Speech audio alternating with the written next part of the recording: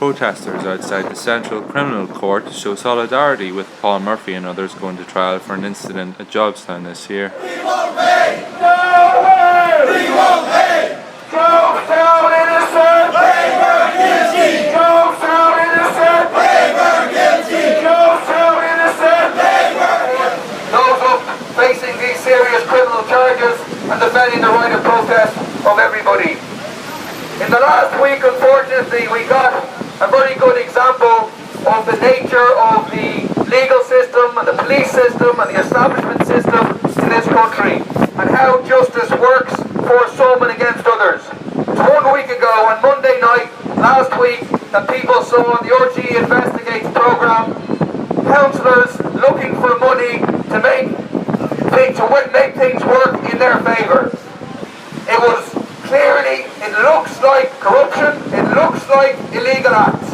On Tuesday morning, were there any dawn raids of people on their houses?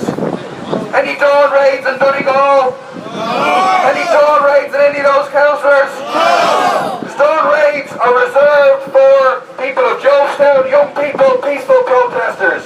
Then on Wednesday night, Claire Daly and Mick Wallace were sent to prison. Why? Because they stood up to the US war machine and they exposed the complicity of the Irish government in a US war machine that is responsible for the deaths of over 1 million people in the Middle East over the past 10 years.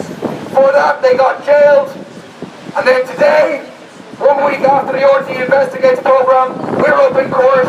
Today we expect to get served with our book of evidence.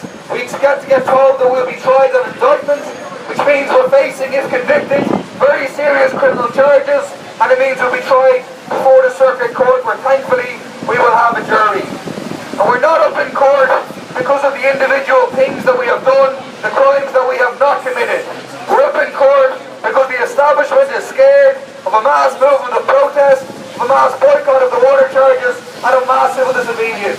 And the establishment wants to make an example of us to, on the one hand, criminalise protest, to say that sit-down protests now amount to false imprisonment, and on the other hand to scare everybody who's involved in the protest movement against the water charges at all. So we stand united, we'll go into court today, afterwards we'll be preparing our legal defences, but most importantly our political defence of the right to protest, exercised by using our protest